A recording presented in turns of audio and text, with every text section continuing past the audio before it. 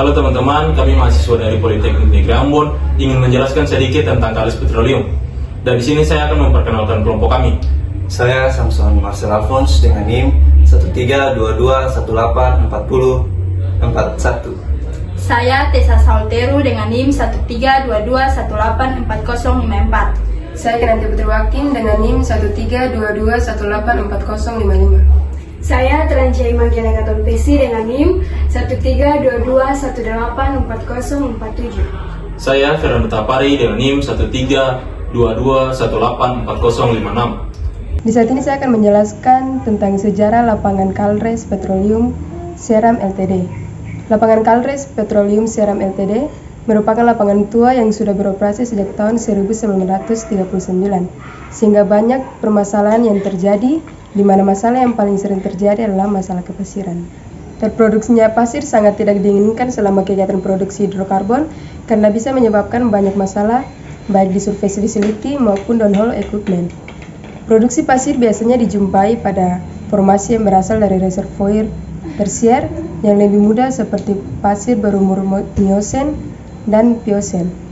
Pasir ini biasanya merupakan lapisan unconsolidated dan sangat rentan terhadap perubahan tekanan reservoir. Begitu juga dengan water cooling yang menyebabkan masalah kepasiran. Masalah kepasiran merupakan salah satu tantangan utama dalam industri minyak dan gas, khususnya sektor hulu. Banyak industri migas telah menghabiskan jutaan dolar setiap tahunnya demi mencegah serta mengatasi produksi pasir dari formasi unconsolidated yang dapat menyebabkan kerugian. Selanjutnya, saya akan menjelaskan tentang pompa angguk. Pompa angguk merupakan alat yang dipakai untuk menyedot naik minyak bumi atau air dari dalam sumur ke permukaan tanah. Metode pompa ini dipakai untuk sumur-sumur yang sudah tidak memiliki tekanan cukup untuk menaikkan atau mengalirkan minyak bumi sampai ke permukaan. Prinsip kerja pompa angguk. Prinsip kerja pompa angguk adalah dengan mengubah gerak putar menjadi gerak naik turun, sehingga menyebabkan pompa bisa bekerja menaikkan minyak bumi dari dalam sumur ke atas permukaan. Bagian-bagian pompa angguk. 1. Primer mover. Primer mover sebagai penggerak utama dari seluruh rangkaian yang terdapat pada pompa, baik itu yang berada di atas maupun di bawah permukaan. 2. Gear reducer. Gear reducer adalah pengatur kecepatan putar primer mover sehingga sesuai untuk kondisi pemompaan. 3. V-belt. V-belt adalah sabuk pada proses pemindahan gerak dari primer mover ke gear reducer. 4. Crank. Crank adalah sepasang tangkai yang menghubungkan antara crankshaft pada gear reducer dengan counterweight. Lubang dari crank menjadi tempat dudukan pitman yang selanjutnya akan mengkonversi putaran menjadi gerak lurus. 5. Counterweight. Counterweight adalah sepasang alat pemberat yang digunakan untuk mengimbangi gerakan naik turun pompa agar tidak berbeda jauh dalam hal pembebanannya. Dengan ini, pompa dan motor akan lebih tahan lama. Efek counterbalance tergantung dari berat, posisi, dan geometri alat. Pitman. Pitman merupakan sepasang tangkai penghubung antara crank arm dengan working beam. Fungsinya ialah mengubah serta meneruskan gerak putar menjadi gerak bolak-balik naik turun. Sambungan pitman pada lubang crank juga berfungsi sebagai pengatur panjang rangka pompa. Selanjutnya, Samson post merupakan rangkaian kaki penyangga atau penampang working beam. Selanjutnya, working beam. Working beam merupakan tangkai horizontal di bawah horseshoe head, di mana fungsinya meneruskan gerak naik turun yang dihasilkan oleh pitman dan counterweight ke rangkaian pompa yang berada dalam sumur melalui suket root. Gerakan ke atas dan ke bawah kurang lebih di 45 derajat atau 1/8 lingkaran. Selanjutnya, horseshoe head.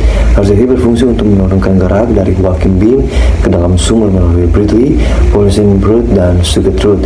Horseshoe head bisa juga disebut sebagai kepala dari working beam dan menyerupai kepala kuda serta memiliki bentuk 1/8 lingkaran. Selanjutnya, Bradley. Bradley merupakan sepasang kabel baja yang disatukan pada carrier belt. Selanjutnya Caribbean merupakan tempat bergantungnya rangkaian polyset root dan sugar root. Selanjutnya Cedar Bearing merupakan tempat dudukan walking beam terhadap Samson post. Selanjutnya Equalizer merupakan bagian atas tempat dudukan pitman yang bergerak secara leluasa sesuai dengan kebutuhan proses pengumpaan minyak bumi dari dalam sumur.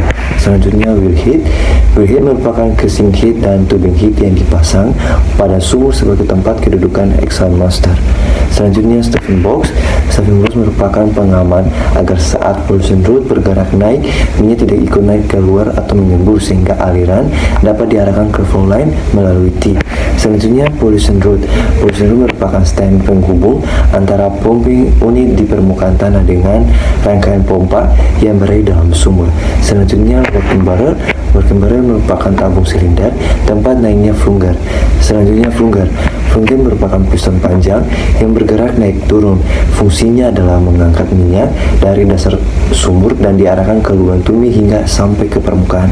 Selanjutnya traveling valve merupakan alat yang berbentuk bola yang terdapat pada flunger. Alat ini bergerak membuka dan menutup. Alat ini akan terbuka apabila flunger bergerak turun atau downstroke dan akan menutup saat flunger naik atau upstroke. Selanjutnya stemming valve merupakan kartu berbentuk bola juga yang terletak pada bagian bawah pompa yang berfungsi untuk menahan minyak agar tidak keluar dari working barrel saat downstroke. Ya, di sini saya akan menjelaskan sedikit tentang tangki penampungan minyak. Tangki penampungan minyak adalah tempat di mana bahan baku minyak mentah atau gas ditimbun. Industri perminyakan, terutama lapangan-lapangan produksi yang ada saat ini, di mana tangki-tangki tersebut merupakan salah satu peralatan pokok di luar rangkaian proses yang dipergunakan untuk menampung atau menimbun produksi baik minyak mentah ataupun produk-produk jadi yang berupa bahan bakar minyak atau BBM, bahan bakar minyak non BBM. Data sumur B79, sumur offline 71, kedalaman sumur 800 feet, hasil produksi 50 bbl per day, oil per day 10-15 bbl, water cut di atas 85%, kecepatan parameter sumur 6 SPM, dihitung menggunakan stopwatch, APA 21,6, SPL 42 inch, sumur diproduksikan selama 24 jam. 3 tipe casing antara lain yang pertama, konduktor 220 feet per 15 inch, yang kedua surface 793 feet 13 inch, yang terakhir production 828 feet 11 inch. Sekian video penjelasan kami tentang Carles Petroleum. Terima kasih.